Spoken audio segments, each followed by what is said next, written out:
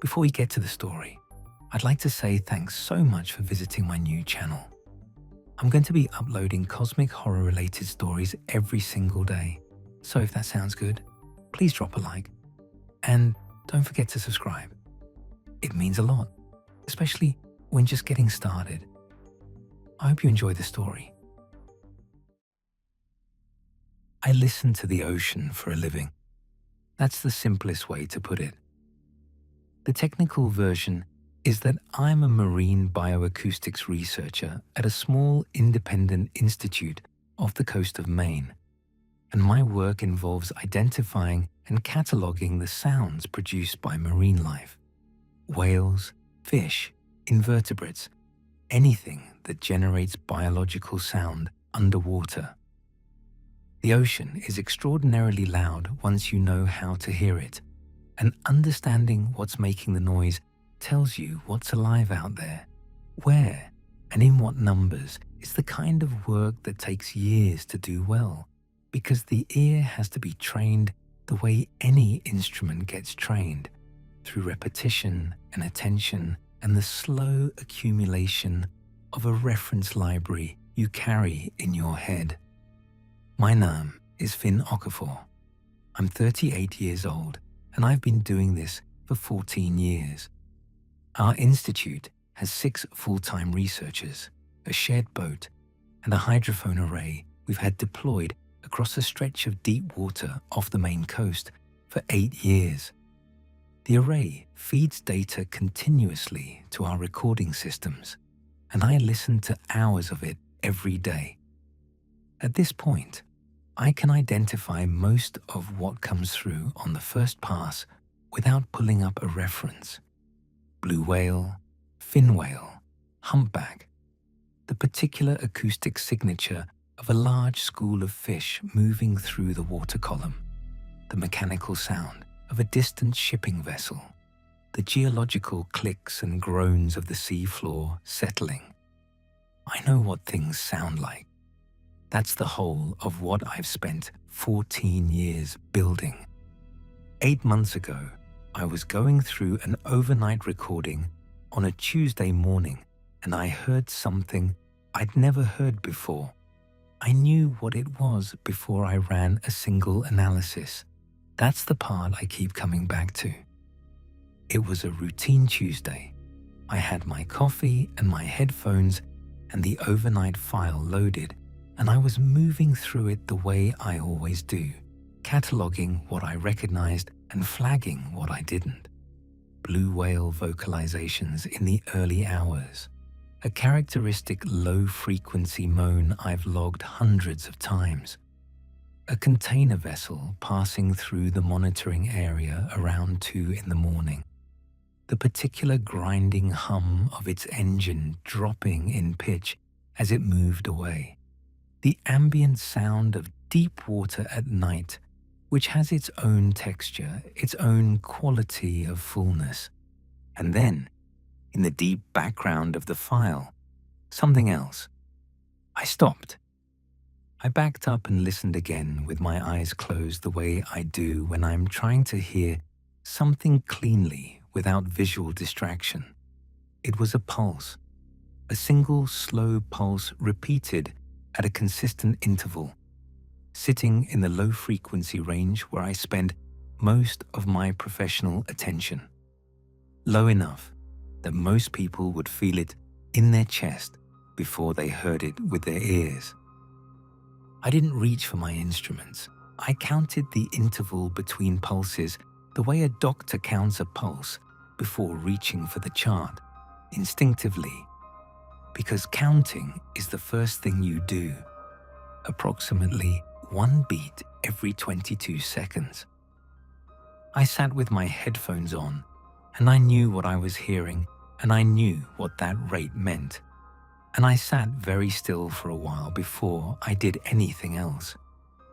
The relationship between heart rate and body size is one of the foundational principles of my field.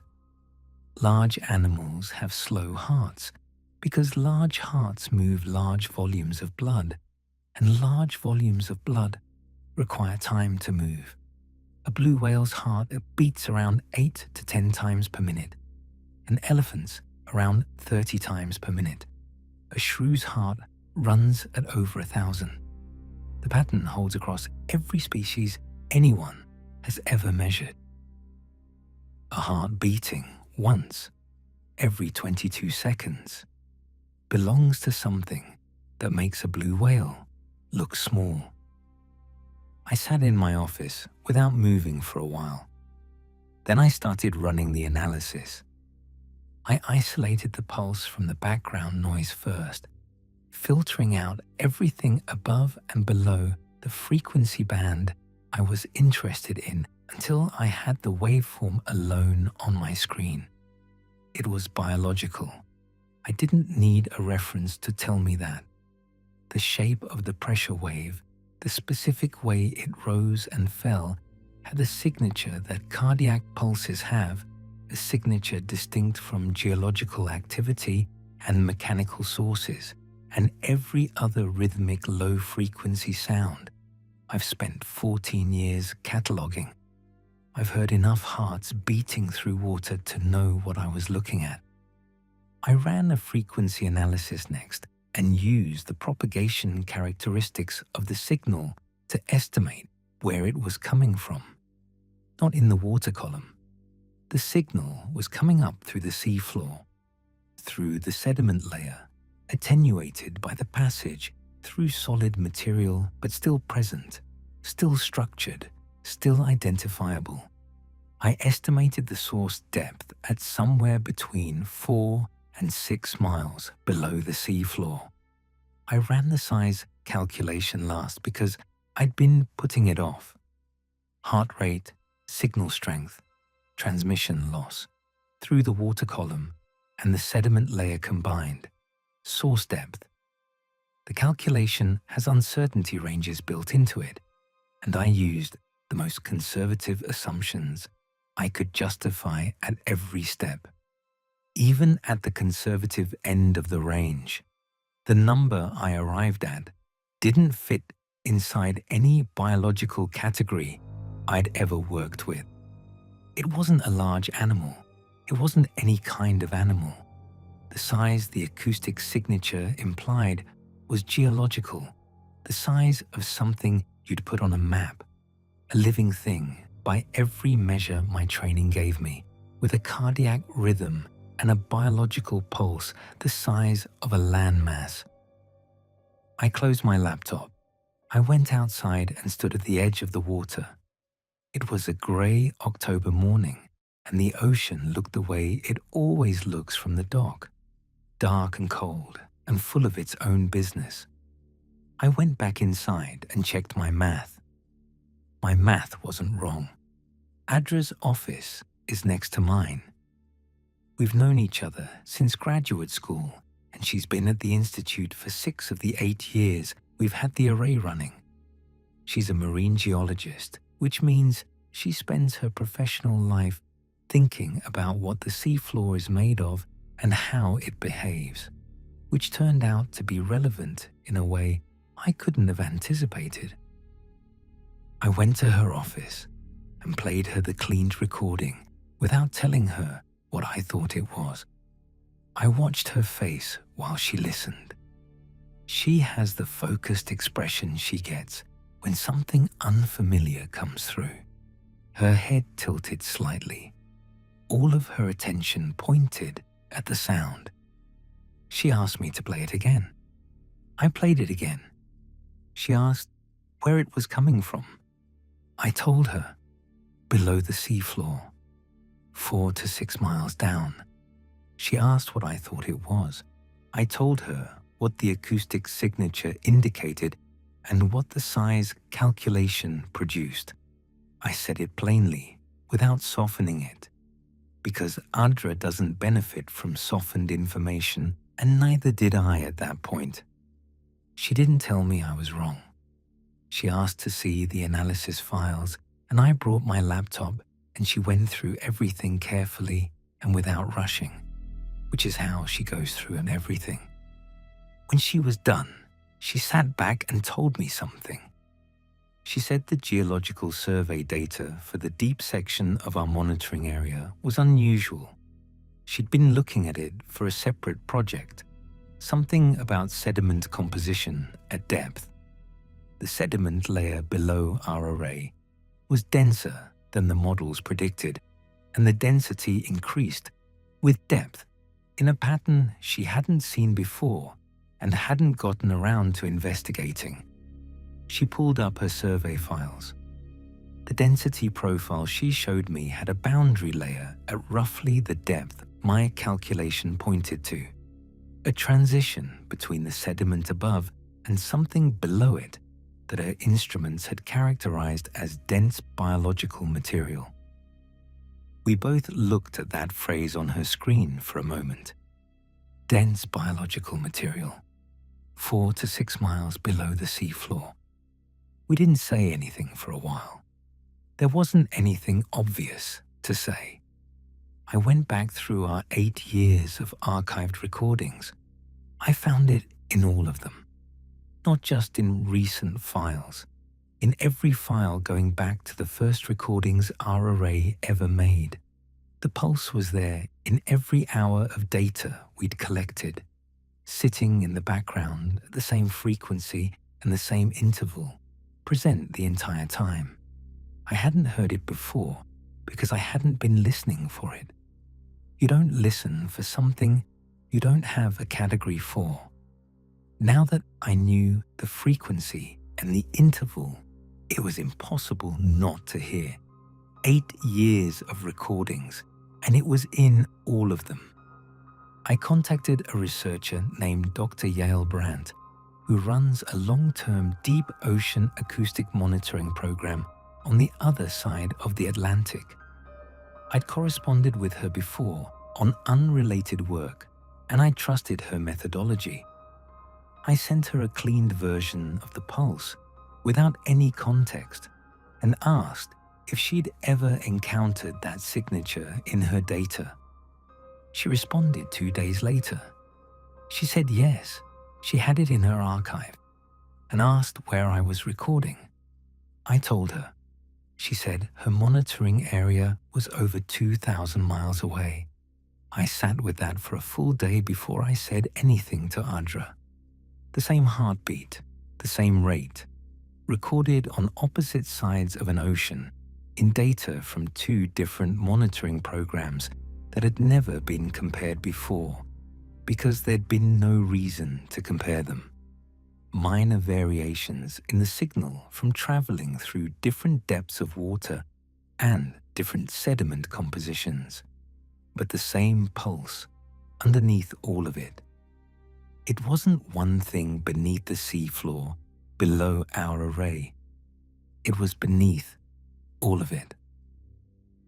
When I told Audra she was quiet for longer than I'd ever seen her be quiet, then she said the density anomaly in her survey data wasn't a local feature either. She'd seen similar anomalies in published deep ocean survey data from other basins. She'd logged them as geological variation and moved on because there'd been no reason to do otherwise. She said she didn't think they were geological variation. We didn't have much to say after that. We sat in her office until the light outside changed, and then we went home. There was one more analysis I'd been putting off. I went back through all 8 years of recordings and measured the pulse interval precisely at regular points throughout the archive. Not to confirm what it was. I already knew what it was. I wanted to know if the rate was changing. It took me 3 days of careful measurement. The rate was changing. 8 years ago, the interval between pulses was slightly longer than it is now. Not dramatically. A fraction of a second per year. Nothing that would register as meaningful in a single recording or even a single month of recordings, but consistent and cumulative and moving in one direction. I asked Dr. Brandt if she'd share her raw data going back as far as her archive went. She had 15 years of files. I combined them with our 8 years and measured the rate change across the full dataset. The acceleration had been consistent across all 23 years. I sat with the projection for a while. I ran it forward, which I probably shouldn't have done, or shouldn't have done at night, alone in my office. The extrapolation wasn't precise enough to give me a timeline I'd stake anything on, but it gave me a direction, and the direction was clear. I thought about what it means in biological terms for a heart rate to increase. In every organism I'd ever studied, a rising heart rate meant the same thing. The body mobilizing, preparing, a shift from rest towards something else. Whatever was below the seafloor had been in something like a resting state for at least as long as anyone had been listening to it. The data said it had been waking up for 23 years. I closed the file. I drove home and I didn't put the radio on. I'm still doing the work. I monitor the array. I review the recordings. I catalogue what the ocean produces each day. The humpbacks are moving through their winter patterns. A pod of dolphins has been working the waters north of our array for the past 3 weeks, and their vocalizations are worth documenting. The work is real and it matters, and I do it with the same care I've always brought to it. I just hear the pulse underneath all of it now, always. The way you hear a clock ticking once you've noticed it in a quiet room and can't unfocus your ears from it, no matter how you try. 14 years of training my ears to identify biological sounds and identify them correctly means I can't convince myself it's anything other than what I know it is. A heartbeat, slow and steady and present in every hour of data our array produces, in the background of every recording, beneath the whales and the fish, and the geological groans of the seafloor settling above it. I haven't published anything. Neither has Adra. Dr. Brandt knows what she has in her archive, and the three of us are the entire set of people who know what we know, and I've thought about whether that number should be larger, and I haven't decided. I think about the ocean differently now. I've spent my career in genuine love with it, with the complexity and the noise and the sheer density of life it holds. That hasn't changed. But I know now that the ocean and the seafloor and the miles of sediment and rock below that are all just the surface of something, a thin layer over something enormous and old and alive in a way that alive doesn't quite cover. The word alive implies a scale, a set of reasonable dimensions, and what's below the seafloor doesn't fit inside those dimensions. I measure the pulse rate every month and write the number in a private file. The number is always slightly higher than the last time, not by much, but it's never lower. It's never the same twice. It only goes in one direction. I've thought about what it means that it's been here the whole time, not just in our monitoring area, everywhere, under every ocean, under every coastline and every continental shelf and every piece of seafloor that any hydrophone array anywhere has ever been pointed at. The pulse has been in the data the whole time, available to anyone who knew to listen for it, who had the training to recognize what they were hearing and the instruments sensitive enough to pull it out of the background noise. Nobody was listening for it because nobody had a reason to listen for it. I had 14 years of training and I heard it in real time, without instruments, and I still sat very still for a long time before I let myself know that I'd heard it correctly. I think about what it means that it's waking up. I try not to spend too much time there. It's not a productive direction. I don't have enough information to know what waking up means in practical terms for something operating at that scale, and speculation without data is something my training taught me to avoid. I don't know what it'll do. I don't know if do is even the right concept for something that size and that old. I don't know if it's aware of the ocean above it, or the seafloor above that, or the thin layer of water and light and living things above that. I don't know if aware is a concept that applies. What I know is what my instruments tell me and what my ears tell me. The heartbeat is real. It's biological. It's everywhere. It's been there as long as anyone has been listening, and longer. And for 23 years, at a rate too slow to notice, without careful measurement across a long data set, it's been getting faster. I'll keep measuring it. I'll keep writing the numbers down. I'll keep doing the work that I know how to do, listening carefully and identifying accurately and saying only what I'm certain of. I'm certain of this. Something beneath the seafloor has a heartbeat. It's been beating since before anyone was listening, and it's beating a little faster than it was yesterday.